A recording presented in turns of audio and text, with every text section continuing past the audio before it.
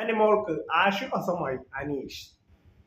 അനുമോളോട് അനീഷിന് ഒരു പ്രത്യേക സ്നേഹമുണ്ട്. കാരണം എന്താണ്? കൂടുതൽ ചാനൽ ലൈക്ക് ചെയ്യുക, ഷെയർ ചെയ്യുക, സബ്സ്ക്രൈബ്. പലപ്പോഴും അനുമോൾ ഒറ്റപ്പെടുമ്പോൾ, വിഷമിച്ചിരിക്കുമ്പോൾ നമ്മുടെ അനീഷ് ചേട്ടൻ വന്ന് അനുമോളെ ആശ്വസിപ്പിക്കുന്നത്, എന്തെങ്കിലുമൊക്കെ പറഞ്ഞ് അനുമോളുടെ അടുത്ത് സംസാരിക്കുന്നത് പുള്ളി. അതൊരു ജീവികളോട് കാണിക്കുന്ന ഒരു സ്നേഹവും ഒരു വാത്സല്യവും ഈ അനീഷിന് അനുമോളുടെ അടുത്തുണ്ട്.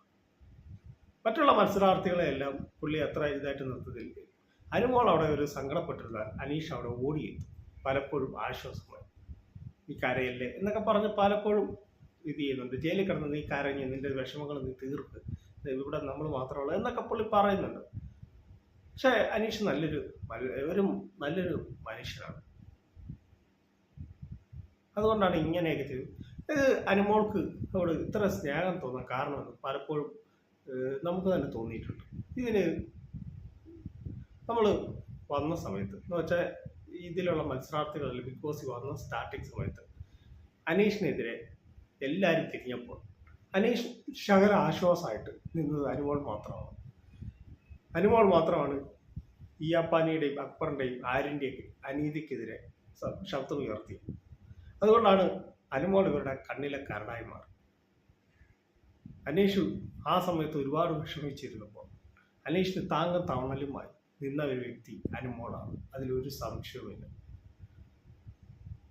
അതേ സ്നേഹം അനീഷിന് അനുമോളുണ്ട്.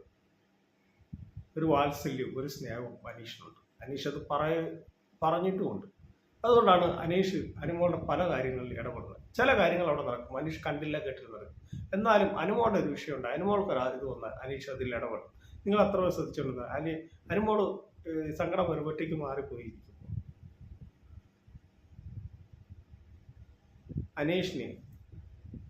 അനീഷ് പോയി അനുമോളുടെ അടുത്ത് നിന്ന് ആശ്വസിപ്പിക്കുന്നതാണ് പലപ്പോഴായിട്ട്. ഇന്നലെ മിനിഞ്ഞാന്നൊക്കെ അനുമോൾ സങ്കടപ്പെടുമ്പോഴൊക്കെ അനീഷ് ഓടിയെത്തുന്നുണ്ട്. അനീഷ് അധികം അനുമോൾക്കെതിരെ ഗെയിം കളിക്കാറുണ്ട്. അനീഷിന് അനുമോളോടൊരു പ്രത്യേക സ്നേഹമുണ്ട്.